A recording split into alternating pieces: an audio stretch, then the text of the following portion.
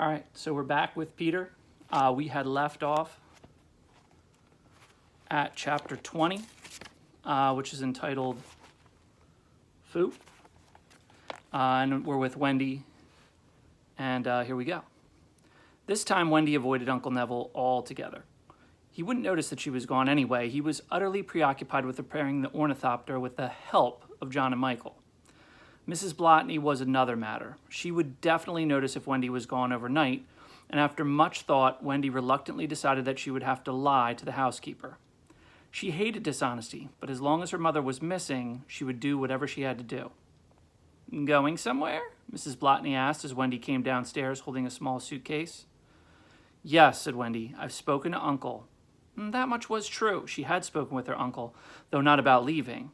"I'm off to spend some time with my father," she continued.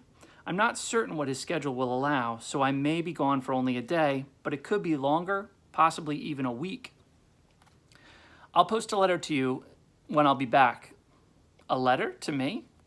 "Yes, to you. I don't want to be trouble to my uncle with the details. He's so busy fixing his flying machine."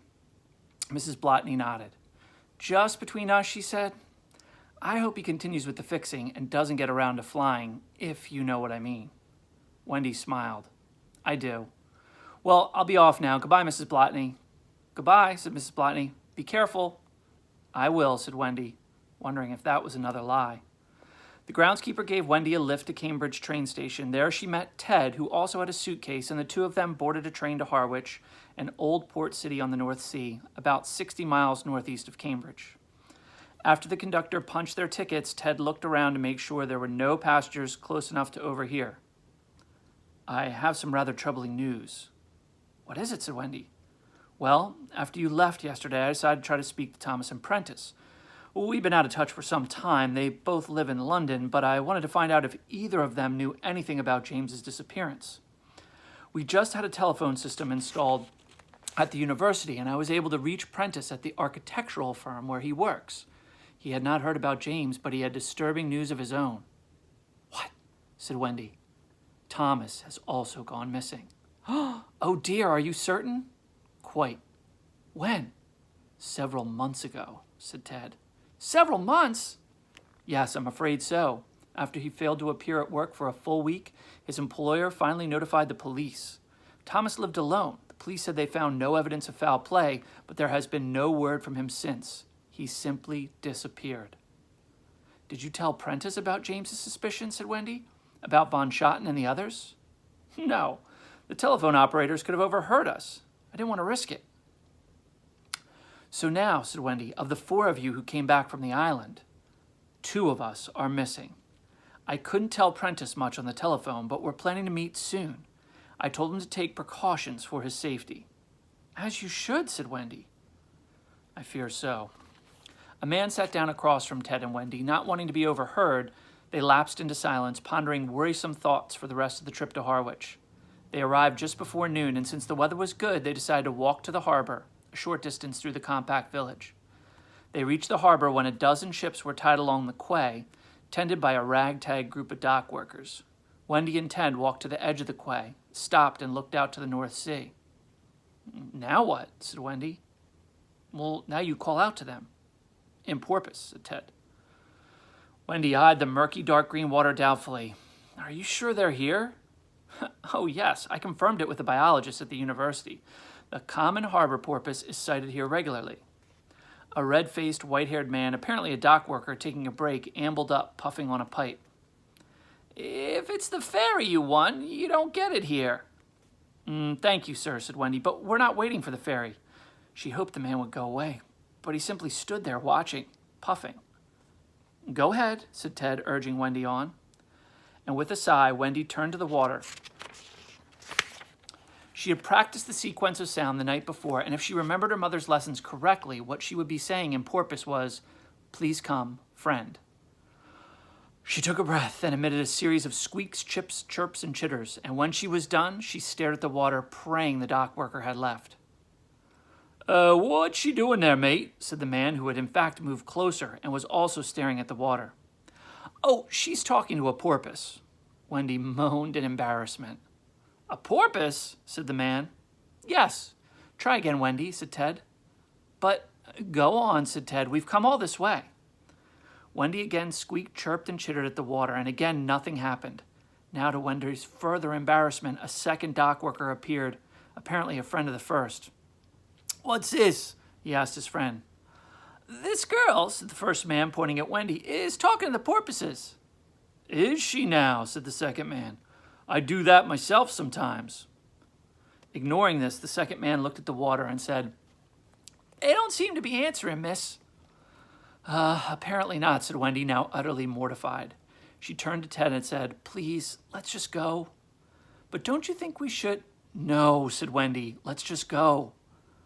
"All right," said Ted, following. "I suppose it was—" "Hold on there, miss. Here now," said the first man, looking at the water. Ted and Wendy stopped. "What is it?" said Ted. "It's a porpoise is what it is," said the first man.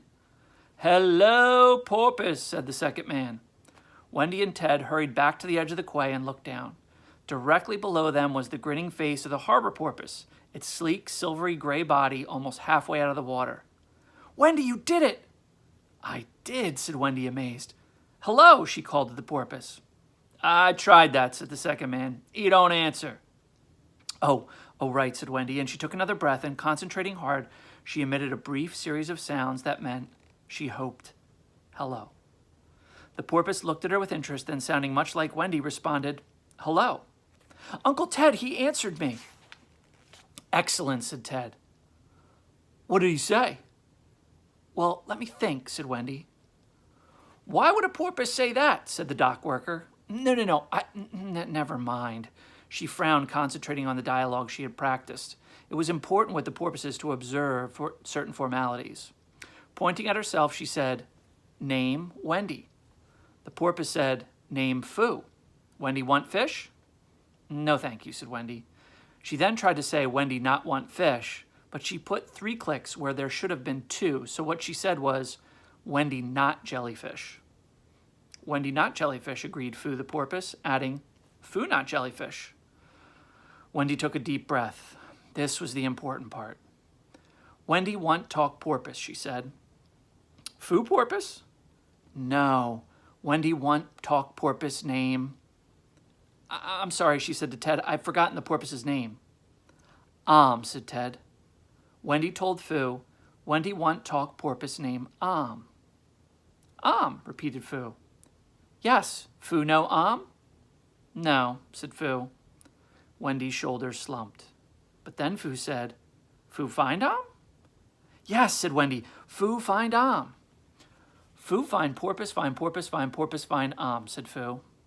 "Thank you," said Wendy. "Foo bring here?" "Yes," said Foo. 2 sons, come here."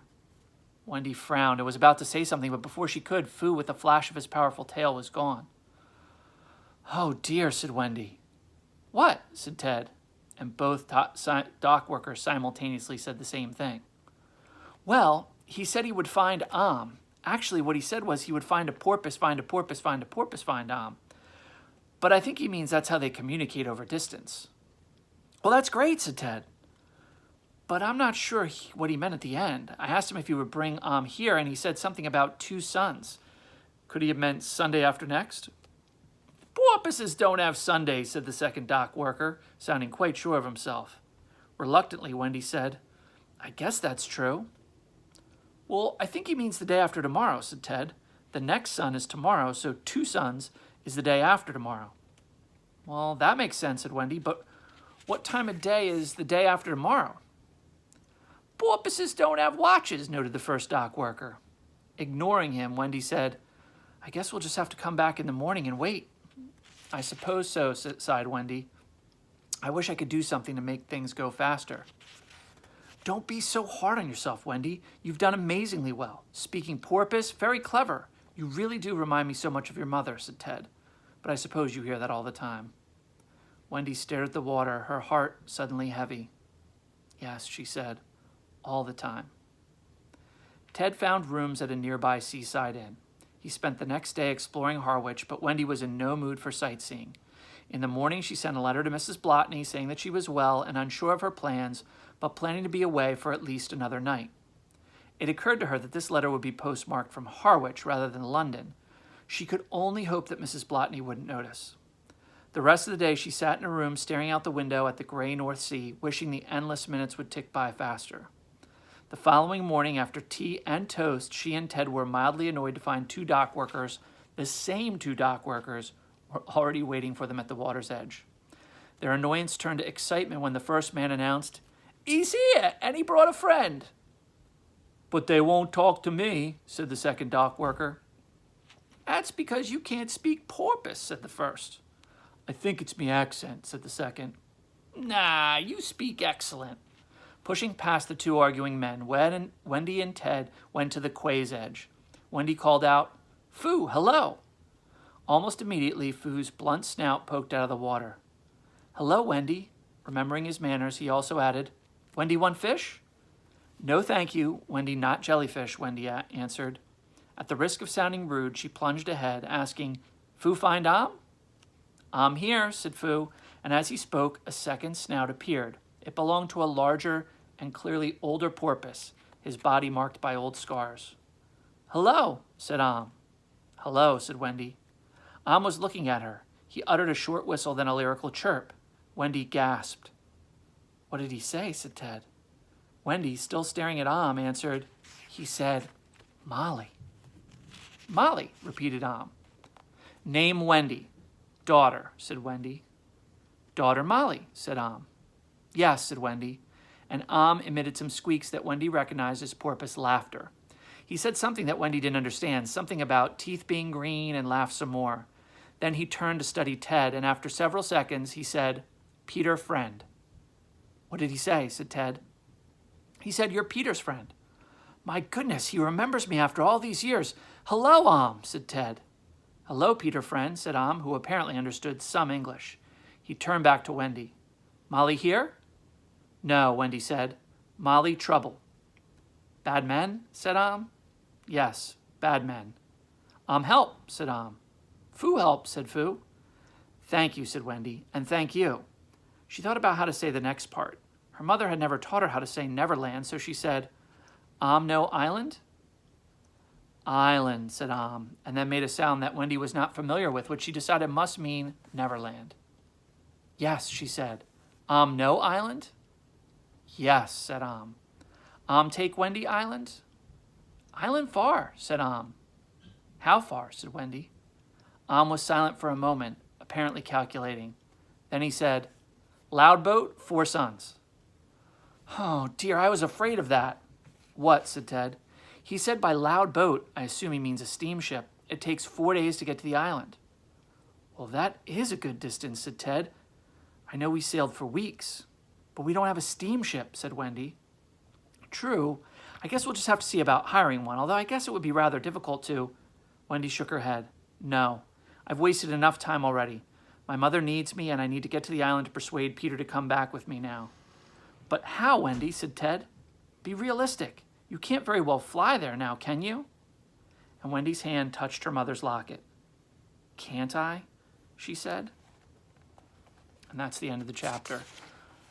So the two things that I want you to take note of in that chapter are, one, the reference to Molly's teeth being green, which we remember from the other books, which I think is a cool little reference.